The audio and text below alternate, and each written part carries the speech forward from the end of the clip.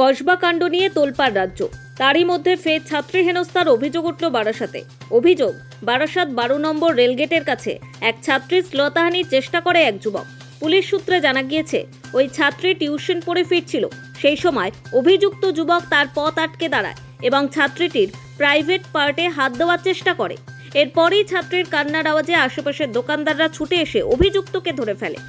আমরা এখান থেকে প্রতিদিনই পড়তে যাই আসি, ঠিক আছে। এবার ঘটনাটা হয়েছে, আমারই এক সহপাঠী এখান থেকে যাচ্ছিল, একটি অজানা ছেলে বারাসাতে দাঁড়িয়ে ওর প্রাইভেট পার্টে হাত দিয়েছে, দিয়ে বলছে সেটা নাকি একটা মজা, এটা মজা, এবং ওর অন্যটা পিছন দিক থেকে টেনে ধরেছে, বলছে আমরা মজা করছি। মেয়েরা ছেলেদের সঙ্গে মজা করে, ছেলেরা করতে পারবে না? এটা তো কোনো কথা না। আমরা সাইড থেকে যাচ্ছিলাম, পাশের লোক যারা দেখেছে তারাও প্রতিবাদ করেছে এবং আমরা সহপাঠী হিসেবে ওর পাশে রয়েছি। আজকে ওর সাথে হয়েছে, কালকে আমাদের সাথে হবে। আজকে ও যদি শাস্তি না পায়, আজকে ওর সঙ্গে হয়েছে, কালকে আমাদের সঙ্গে হতে পারে। তাই জন্য ওর শাস্তি পাওয়াটা খুবই ভাবে দরকার। ছেলেটা একজনই ছিল, ছেলেটা শুধু গায়ে হাত দেয়নি, পিছন থেকে অন্যটাও টেনে ধরেছে এবং বলছে এটা একটা মজা। ছেলেরা কি আপনাদের পূর্বপুরুষ? না না, আমরা চিনি না। ছেলেটির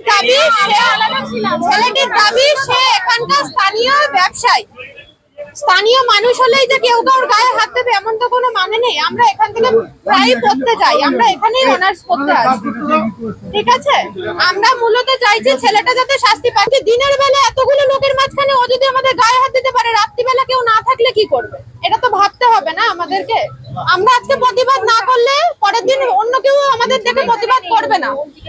আমাদের দ্বারা যদি ও শাস্তি পায়, পরের দিন অন্য কেউ এগিয়ে আসবে যে না আমরা প্রতিবাদ করব, ঠিক আছে। সুতরাং ওর শাস্তি পাওয়াটা খুবই ভাবে দরকার। যুবকের নাম রাজু শেখ, বয়স 28, বসিরহাটের বাসিন্দা।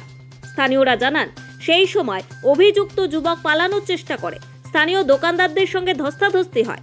পরবর্তীতে সমস্ত দোকানদার মিলে ওই যুবককে গণধোলাই দিয়ে পুলিশের হাতে তুলে দেয়। পুলিশ অভিযুক্ত যুবককে আটক করেছে।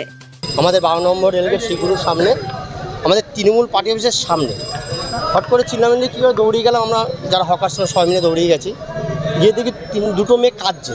কী ব্যাপার না, একটা ছেলে অন্য ধরে টানছে।